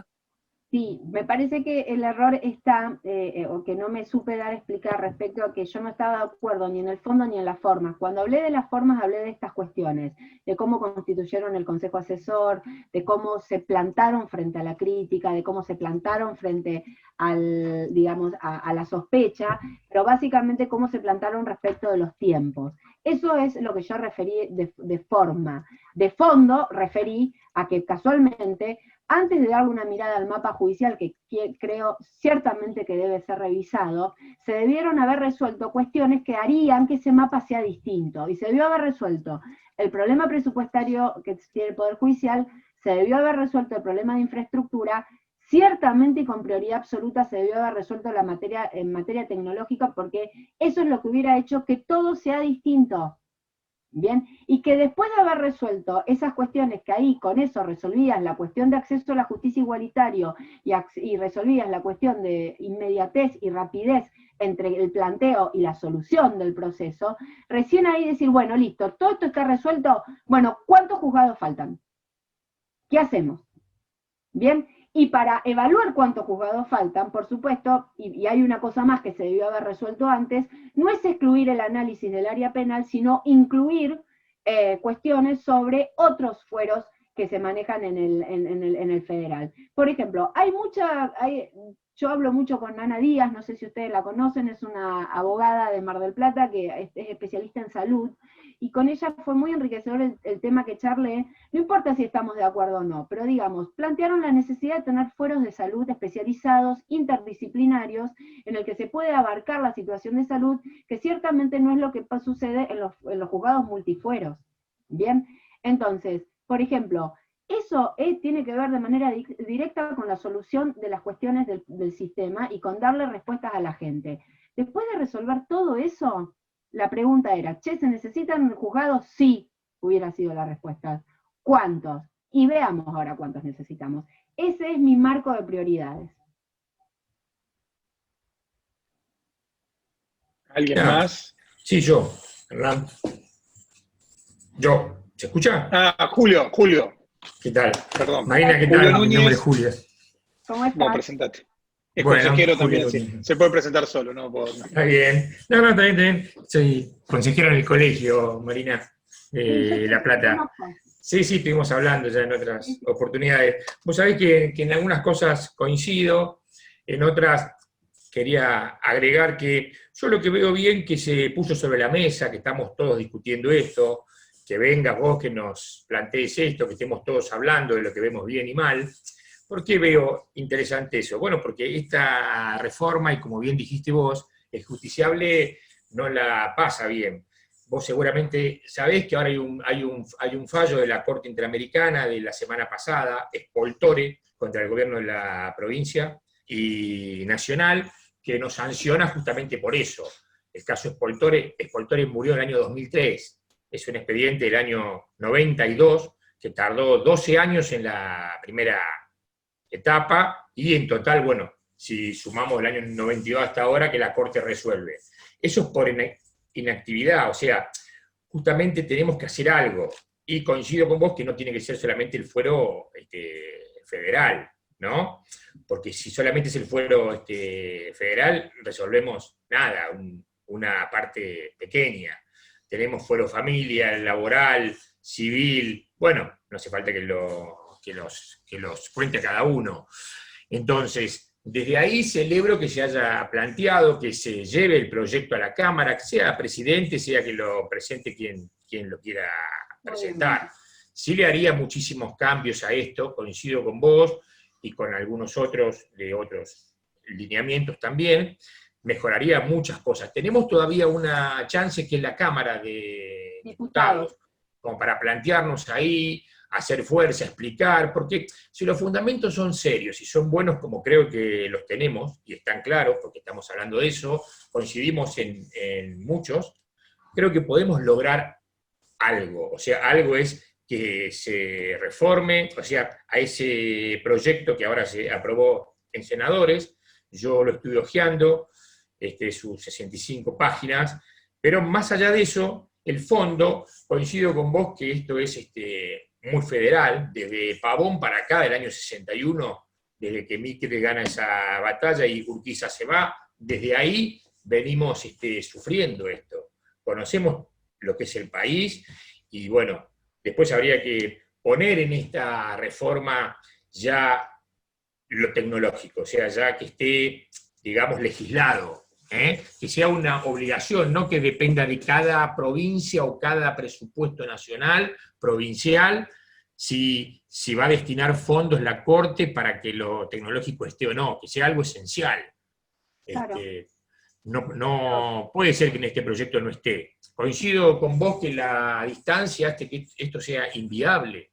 Fíjate, ahora estamos acá y puede haber uno que está en Córdoba, otro en Mendoza, o vos quizás estás en Mar del Plata, no sé si estarás allá.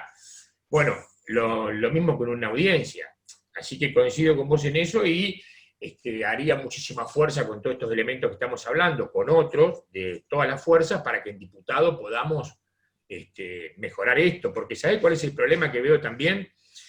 Que la discusión la estamos haciendo ahora con ya medio proyecto aprobado, ¿no? Digo, si bien ya hace rato que venimos con esto, si esto sale, se aprueba ahora en diputado, es como que me voy a sentir, calculo que todos, o por lo menos yo, que sale igual a pesar de todo lo que estamos hablando.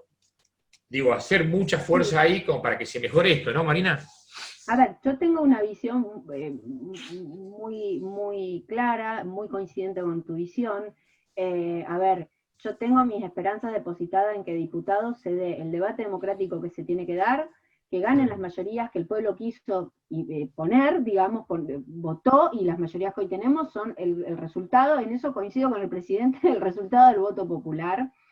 Lo que pasa es que el hecho de que existan ciertas mayorías no le quita el carácter de democrático al ámbito. Entonces realmente mi ilusión es que se puedan escuchar y se puedan, porque de verdad, nadie está planteando cosas muy distintas, antes de invertir en esto, invertir en esto otro. Bien, o sea, es casi diría, queremos llegar a lo mismo, o por lo menos desde lo objetivo. Bien, yo no sé la subjetividad de cada uno, yo, bueno, ciertamente en algunas cuestiones no quiero llegar a las miradas que hoy tiene el oficialismo de la justicia, pero digamos, queremos todos tener un mejor sistema, simplemente que yo creo, y tal vez esto también le agrego una mirada más, muchas veces se escriben sobre abogacía y sobre procesos y sobre leyes, personas que nunca han litigado, y alguien me diría, bueno, esas son las reglas de juego. Sí, claramente son las reglas de juego, si no seríamos todos los abogados los que hacemos leyes, y eso no es correcto. Bien, pero realmente muchas veces se analiza la realidad de un proceso o la realidad del funcionamiento de un sistema sin escuchar a los actores del sistema, y en eso nuestra mirada es muy universal, es mucho más universal que la de cualquier otro, y no es inhabilitante de ninguno. Bien, o sea, que yo diga objetivamente que quien tiene que transitar por 3 provincias tiene más clara la realidad sobre lo que es el acceso a la justicia que quien está todos los días yendo al mismo juzgado y trabajando, o desde el que legisla sobre esa realidad, no es peyorativo de nadie, es sencillamente asumir una realidad. Tenemos una mirada más universal del sistema.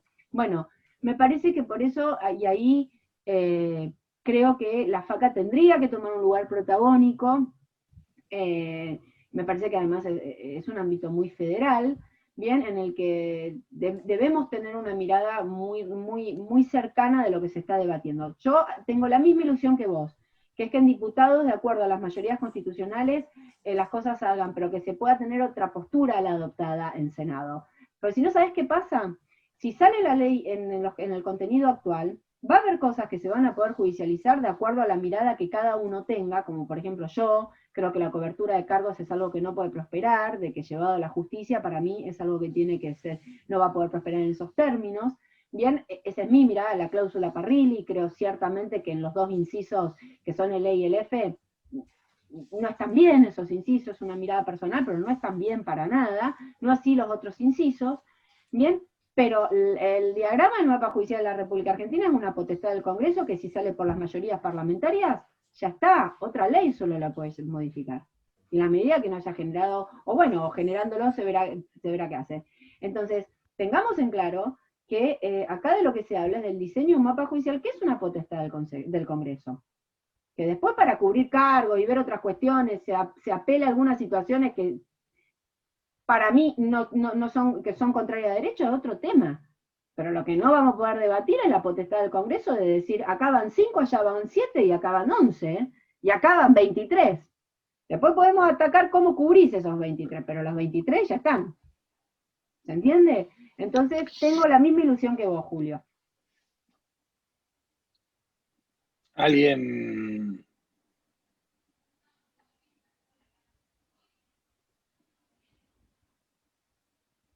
Estoy pasando las pantallas a ver si alguien movía las manos. Y del Consejo, Marina, ¿qué visión tenés respecto de cuáles serían las reformas que necesita el Consejo? Bueno, en primer lugar, el Consejo tendría que volver a tener el equilibrio que perdió, claramente. A ver, para no explayarme en el tema porque es larguísimo y da para un Zoom en sí mismo el tema. Cuando el constituyente creó el Consejo de la Magistratura, lo creó a través de estamentos en el que se aseguró que ningún estamento por sí pudiera tener la voluntad del cuerpo independientemente del resto de los estamentos. Cuando hablamos de estamentos políticos, y hablamos después del estamento de los abogados, del estamento de los jueces y el estamento de las universidades. Y después está el político, ¿bien? Que son diputados, senadores y ejecutivos. Porque ahí, más allá de que pues van mayorías o minorías, la realidad es que ese es el estamento político. ¿Y por qué lo hicieron de esa manera? Porque antes del 94, lo que había era claramente una potestad constitucional, y con la absoluta creencia de que era lo correcto, de que los estamentos políticos decidían quiénes eran jueces, las sanciones y demás. Y dijeron, basta, esto no puede ser más así, tienen que entrar todos los actores del sistema, y todos los actores del sistema nos sumaba a los jueces, a los abogados y al representante del Ejecutivo. También estaba la Corte en eso. Pero lo que era claro es que ningún estamento por sí podía tener la voluntad simple del cuerpo.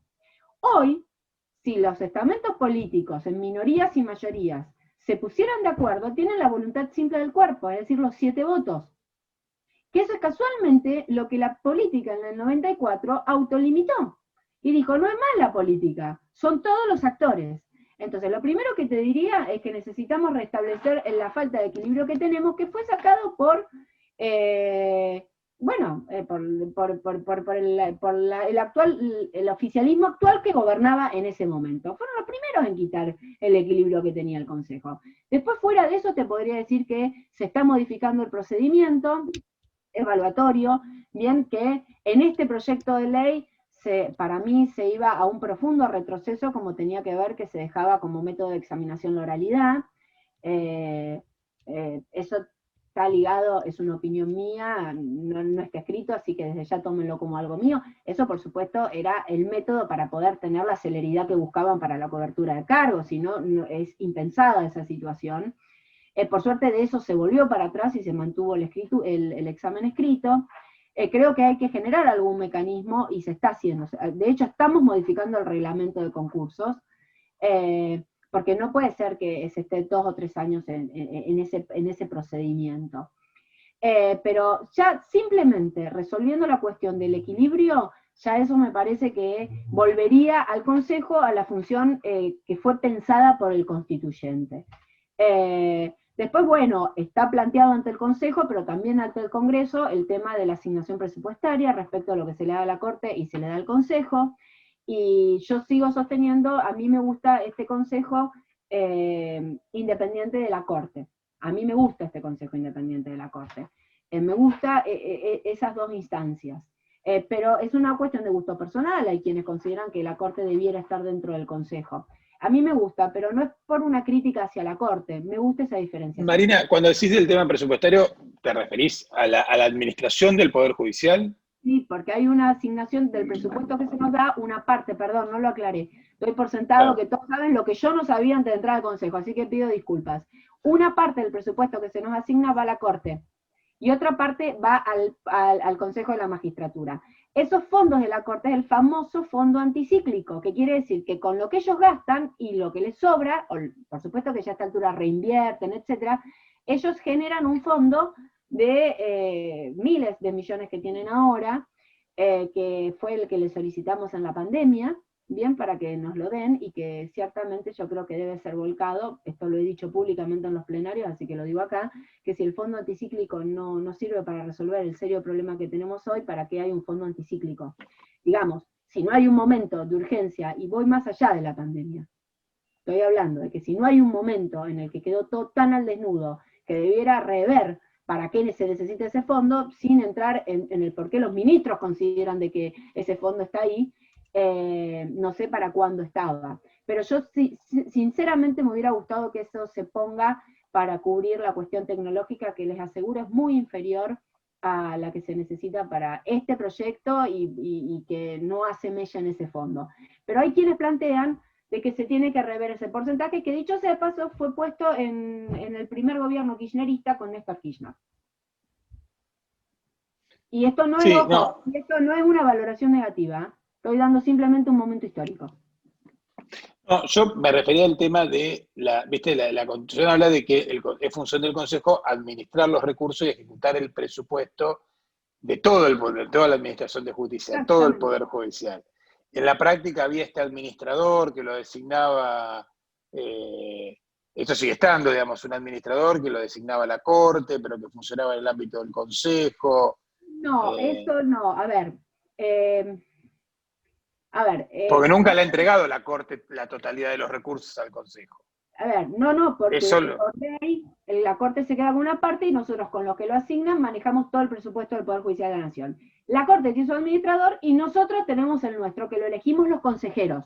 Bien, y que generalmente, te sumo a esto, Hernán, no te creas que tiene el mejor, no por pelea, pero te quiero decir, la Corte siempre nos plantea el tema de ver cómo nos unimos para avanzar en esto, y en el Consejo en general esa postura no es aceptada, digamos, se mantienen las administraciones separadas.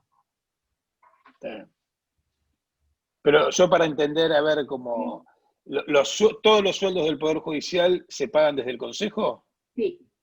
¿Se liquidan y se pagan desde el Consejo? Sí. A ver, una de las propuestas que hay es que ese porcentaje que se le da a la Corte no debiera ser sobre el presupuesto asignado, sino descontado todos los salarios. ¿Entendés? Si yo tengo, del 3, yo tengo 2,7 y vos tenés el 0,3, bien, bueno, que el 0,3 sea con el descuento del 95% que se va en salario y quédate con el 0,3 de lo que queda. Y nosotros con el resto hacemos inversiones, etc. Y la realidad es que se le da el 0,3 del 100% del presupuesto y nosotros nos quedamos con el resto y afrontamos todos los gastos de salario. Son para gastos de la Corte. ¿El tema del jurado de enjuiciamiento? Respecto de la conformación, de la conformación del proceso de enjuiciamiento de los magistrados, porque eso fue una de las principales regresiones. Ahí no hay tanto desequilibrio, lo que no hay un elenco estable, digamos, te puede tocar por sorteo, raro, ¿no? Sí, pero bueno, eso es un mecanismo que se va renovando, pero no es mi mayor crítica, te soy franca. De cualquier manera llega muy poco, Hernán. Porque lo primero que tenemos que redefinir, que es lo que yo... a ver, la mirada del abogado sobre el mal desempeño es muy distinta a la mirada del juez sobre el mal desempeño, y esto, a ver, quiero ser clara, no tiene que ver solo con una cuestión corporativa, bien, tiene que ver con que realmente ellos se consideran en muchos casos que son víctimas del sistema. Cuando vos agarras y decís, no podés tener 2 años un expediente, y dices, bueno, ¿cuál saco de la pila para que sea tarde menos?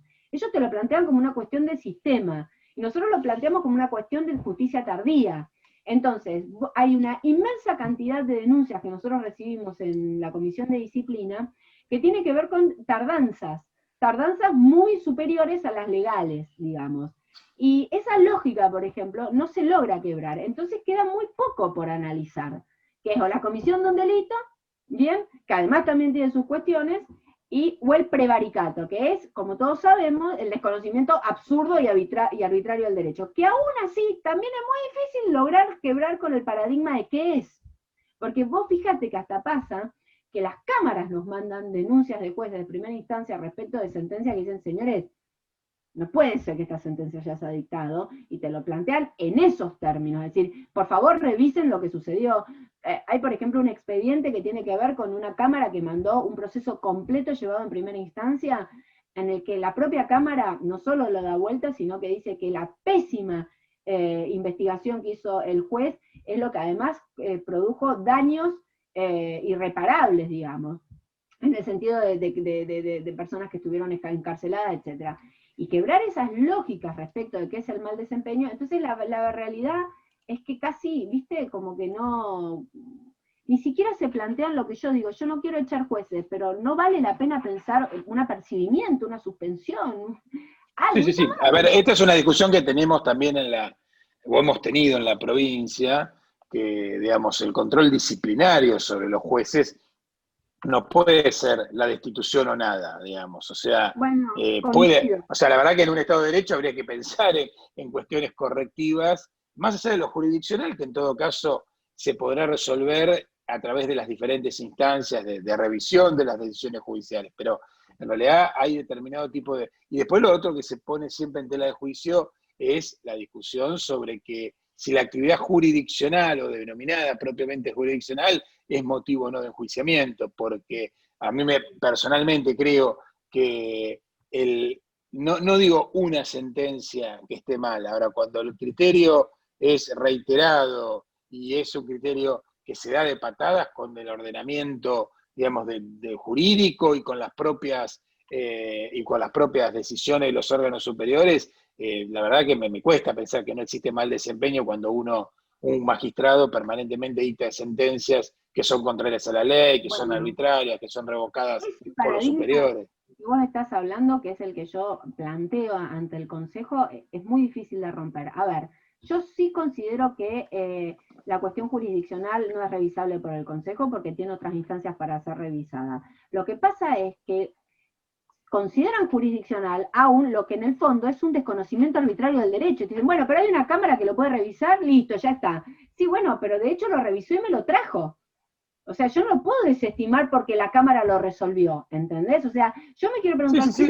O cuestiones de la organización a ver, que yo digo, ni siquiera es jurisdiccional, o sea, cuando yo, magistrado, dicto providencias de trámite en un determinado proceso, ¿qué puedo hacer a partir de ese trámite que el proceso sea más largo, más corto, que se violen determinadas instancias eventualmente para el ejercicio de la defensa, y todo queda bajo el ropaje, bueno, es jurisdiccional. O sea, yo interpreto, te tengo por no presentado un recurso, que lo mandaste con el formato de la hoja así, y es una decisión jurisdiccional.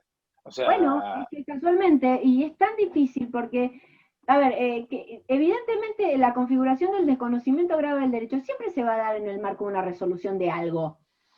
O sea, el hecho de que esté en una resolución y que una cámara pueda reverlo, no quiere decir que yo no tenga que analizarlo individualmente o aisladamente para ver qué pasa. O fíjate esto otro, que yo tengo una causa en el que, esto lo digo porque son públicas las causas y además porque fue dicho públicamente en la comisión. Es el caso de un nene con una discapacidad que ahora me vine a enterar por la respuesta de la jueza que ni siquiera ella sabe si lo tiene o no, porque está en trámite la discapacidad, pero fue llevado como una persona con discapacidad a una jueza de familia que fue a buscar su perro y salió con dos tobilleras, no una, puestas que le sonaban, que no lo dejaron dormir, que lo enloquecieron, que se las arrancó, que se lastimó y que se perdió. Y que fue la madre diciendo, encuentro a mi hijo, porque esta jueza hizo esto. Entonces, la respuesta de la jueza, ¿cuál es? Miren, el sistema dice que yo lo único que doy es la orden. Después el que pone la cosa es la Policía Federal. Yo me pregunto, ¿queremos esa jueza? Claro. ¿Alguien más? Fíjate, desde ya que todo lo que es la normativa sobre las cuestiones de chicos con alguna discapacidad, etcétera, no voy a andar en el tema, pero digo, toda esa cuestión, tampoco sé si la quiero echar, pero digo, no vale la pena ni siquiera un llamado de atención, una sanción, no sé. Ahora, todo además indica que eso estuvo mal, aunque lo ponga la policía, ¿bien? Pero no importa, digo, esas cuestiones, esas lógicas de qué querés que haga, el sistema dice esto, y bueno, cambialo, pero eso sos jueza, ¿qué te puedo decir? Poner un poco de sentido común al tema. Es muy difícil el tema de pensamiento y disciplina. ¿Alguien más? María Elena. Sí. Hola, ¿qué tal? Buenas tardes. ¿Qué Hola. tal? Hola, María Elena. Antes que nada, bueno, la felicito por la charla y creo que ha dejado unos buenos conceptos, incluso al comienzo cuando hablaba sobre la empatía, que eso es algo fundamental. Y en cuanto a la emergencia que se está teniendo del sistema, en cuanto a la infraestructura y la tecnología, ¿La perdí yo o se perdió? No, ahí está. en cuanto, ¿ahí se me escucha? Sí, se cortó un segundito por eso. En cuanto a la emergencia que hay en una correcta y responsable adaptación de una reestructuración, y en cuanto a la tecnología, no solamente usted considera que no solamente habría que invertir en tecnología, sino también en una capacitación mayor de los funcionarios, o sea, de los jueces, en esta empatía que usted manifestaba, en esta responsabilidad para con el trabajo. Yo creo que falta eso, que se responsabilicen y no dilaten los procesos, porque vos podés tener toda la infraestructura, pero si no son responsables, no son empáticos, no actúan éticamente de acuerdo a las normas que deben actuar, evitando la dilatación de los procesos, por más juzgados que se creen, la justicia no va a funcionar y va a seguir siendo tardía y no va a estar adaptada a las lógicas y prácticas del siglo XXI, que es lo que usted está marcando, de muy buena manera. O sea, hay lógicas y prácticas que no pueden seguir.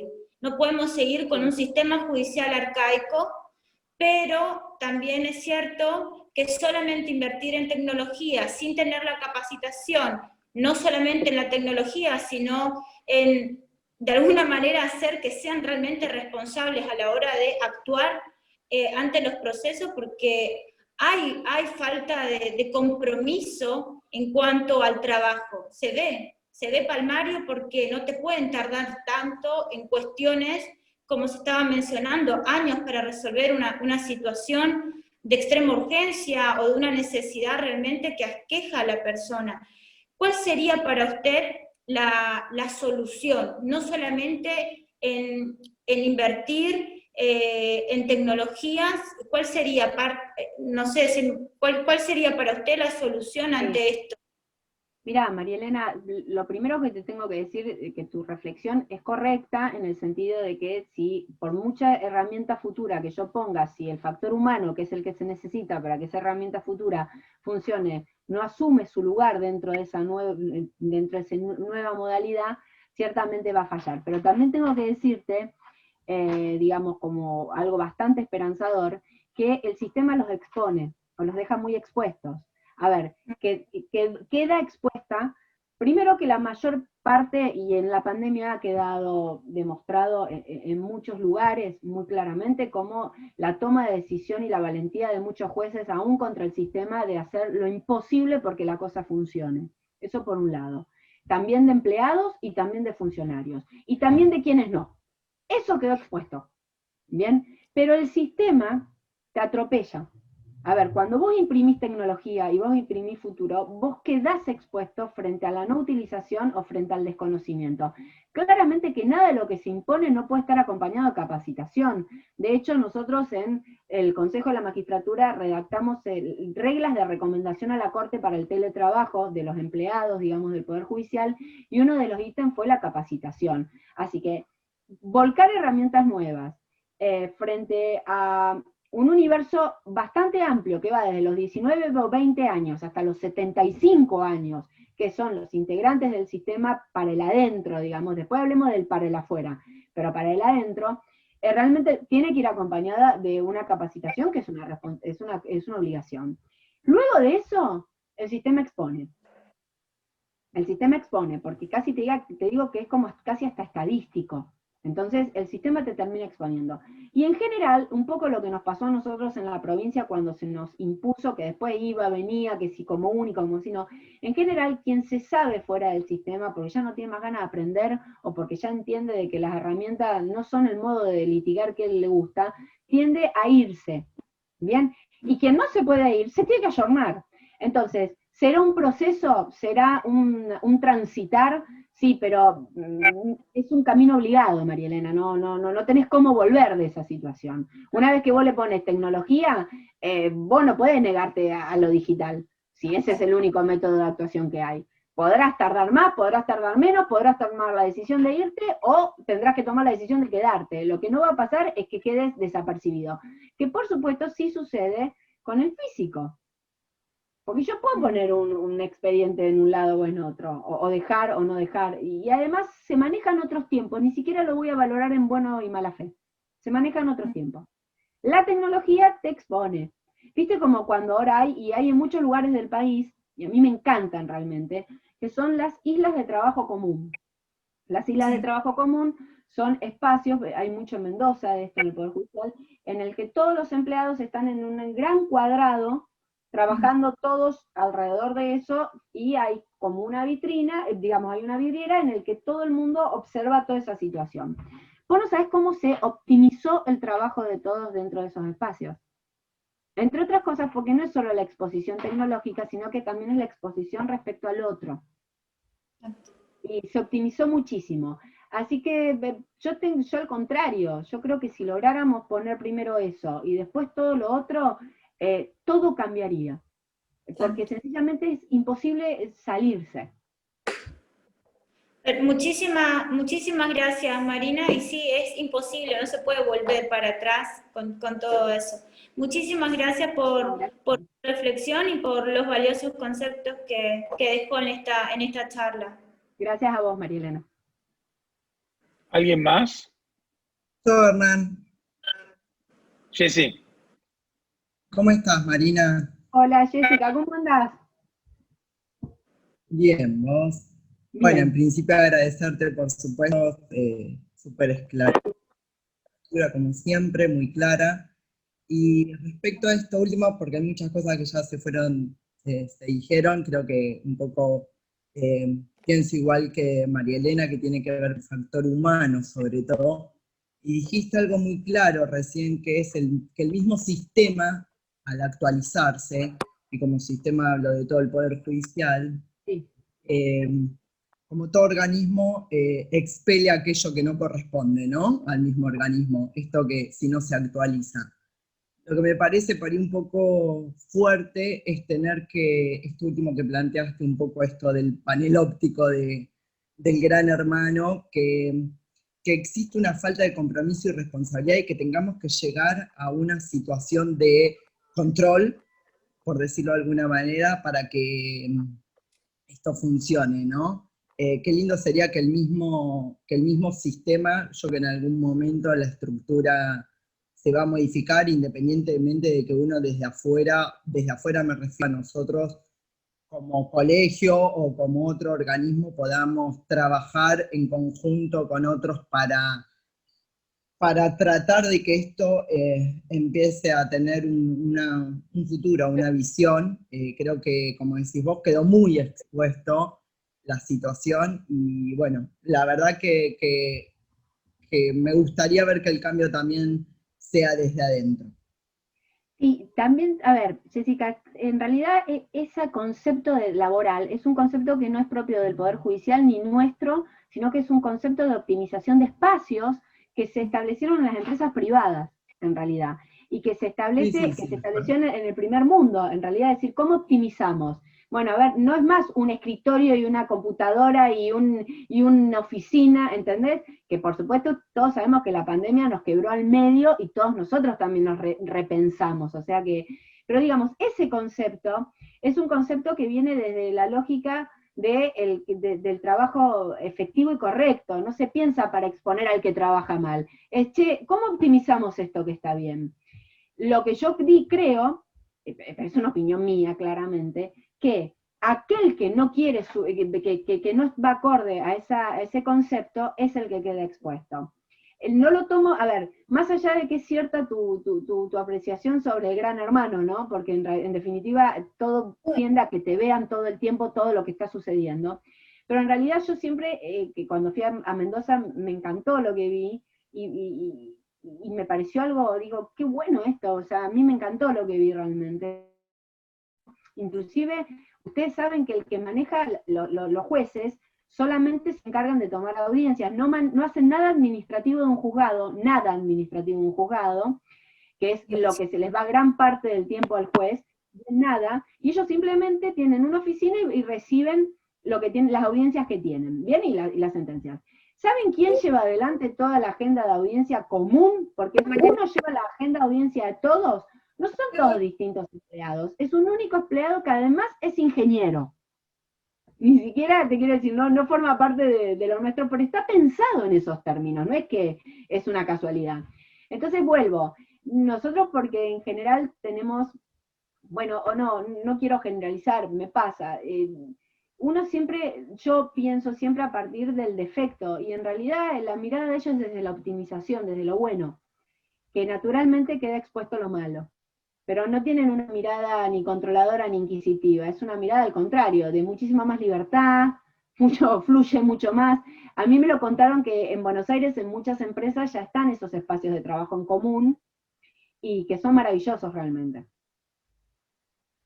Sí, yo he tenido la oportunidad de trabajar en un espacio así, que era multidisciplinario cuando estaba en economía, que era un espacio abierto y era todos entre todos, y la verdad que sí, se trabajaba bien, pero también había algo un poco del ojo del amo engorda el ganado. Sí, bueno, sí. Todo. Además, si lo pensó un privado, ni hablar. Pero sí, tenés algo de razón. ¿Alguien más?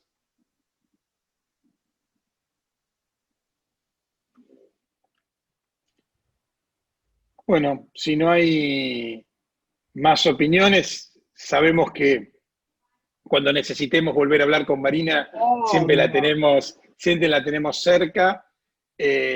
Vamos a subir esto que me parece que ha sido muy buena, la charla ha sido muy, muy interesante, deja mucha cosa para seguir pensando. Te avisamos cuando la subamos ahí al canal de YouTube, también para que la puedas compartir. Y además una de las cuestiones que siempre ha estado muy bueno de toda esta vida de pandemia, digamos, el otro día un poco en broma, un poco en serio, decíamos, cuando le contemos a nuestros nietos que vivimos la pandemia de 2020, porque va a ser un poco así, pensándolo con optimismo, pensándolo con optimismo, que realmente salgamos de esta situación. Peor cuando nuestros nietos cuenten, mi abuelo estuvo en la pandemia del 2020. Pero bueno, pero sí una cosa que ha estado muy buena es esto, que nos ha acercado, que ha hecho que nuestra actividad es accesible hoy, no solamente por los matriculados y las matriculadas de acá de La Plata o del departamento judicial, sino de otros lugares. Hacemos eventos académicos donde muchas veces tenemos, digamos, asistentes incluso de países limítrofes, y realmente el canal de YouTube ha explotado. El otro día nos decían para el Día de la Abogacía, cuando festejamos, contaba Gabriel Stiglitz que tuvimos en estos 2 o 3 meses que lo hemos utilizado intensamente 400.000 vistas en el canal de YouTube. Así que, y cerca de, 40.000 reproducciones, unos números realmente espectaculares, que hace que también las cuestiones que subimos en el buscador se van haciendo más populares precisamente por esa multiplicación que le dan las vistas de otros. Así que lo vamos a subir, te lo vamos a mandar. Gracias. Me parece que una última reflexión que me gustaría escuchar es, ¿qué piensa hacer el Consejo frente a la reforma? Y digo, ¿qué piensa hacer el Consejo? Si el Consejo va a hacer algo en cuanto a cuando se empiece a discutir. Nosotros en el colegio nuestro dijimos, bueno, si bien no nos invitaron, no al colegio, digo, a la colegiación, nos invitaron, igual nosotros dijimos, bueno, que nuestros institutos, que nuestras comisiones empiecen a trabajar los temas de la reforma y cuando sea la oportunidad tengamos los documentos preparados para hacérselos llegar al Congreso, al presidente, a las comisiones, a los diputados individualmente, dándole una opinión nuestra respecto de toda la reforma, de algún aspecto de la reforma. ¿El Consejo piensa decir algo respecto al propio Consejo? Sí, mira, ya de hecho lo hemos charlado entre nosotros, porque viste que vieron que salieron en los diarios que nos iban a convocar, el Consejo Asesor nos iba a convocar al Consejo, y además se dio también porque invitaron al presidente del Consejo y él fue al Senado, pero él aclaró que hablaba como juez, como camarista, no hablaba como representante del Consejo. En ocasión de esa situación, en un Zoom, obviamente, nos lo planteamos y dijimos, bueno, a ver, señores, cuando llamen a hablar, no puede ir una única persona, porque claramente entre nosotros las opiniones están muy divididas. Esta visión que yo tengo no es la visión que tienen todos los consejeros. Bien, y hay visiones que tienen aún los consejeros críticos que no tienen que ver con toda mi visión, o yo no tengo la visión que tienen otros consejeros aún críticos. Entonces, lo primero que quisimos poner en claro fue que de ninguna manera la convocatoria podía ser con un discurso único, porque claramente dentro del Consejo no tenemos las mismas opiniones. Bueno, y después, salida que sea la ley, veremos cómo se avanza, pero desde ya muy divididos en nuestras opiniones respecto de muchas obligaciones que nosotros, o directivas que se nos dan a nosotros, en las que no estamos todos de acuerdo.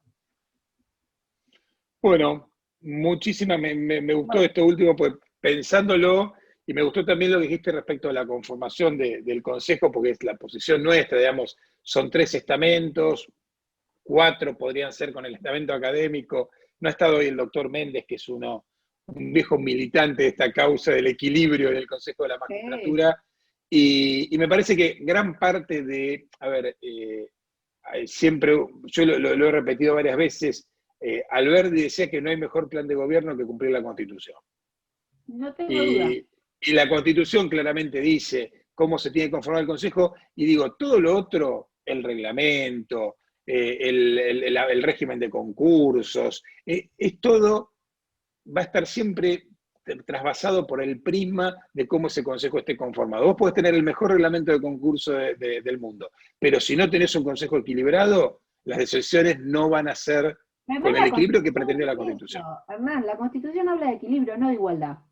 Habla de equilibrio. Y hoy no hay equilibrio. Bueno, chicos, esto me parece es importante porque bueno, nos acerca mucho en posiciones que por ahí en otros momentos no, especialmente de las organizaciones, nosotros pensábamos que teníamos que tener una posición mucho más firme en cuanto a la integración del Consejo, especialmente cuando hubo un intento durante el gobierno anterior de discutir una reforma de la ley. Que bueno, de hecho igual te cuento, Hernán, y les cuento a todos que con Juan Pablo Masvélez interpusimos una acción judicial para que los abogados integremos la comisión. Sí. Está súper avanzada, hasta nos asistió en razón el fiscal. O sea que está súper avanzada para que salga a favor de los abogados volver a integrar la comisión de selección. Bueno, muchísimas gracias a todos los colegas, a todas las colegas. Algunos los veo, vamos a descansar unos minutos, porque a las 7 tenemos reunión de consejo directivo. Yo también tengo otro Zoom. Por Zoom, así que a Julio, a Jessica, no sé si hay algún otro consejero que ahora no estoy viendo, a Luis, bueno, seguramente nos vamos a ver, nos volvemos a ver en un ratito, y bueno, y al resto, gracias por participar.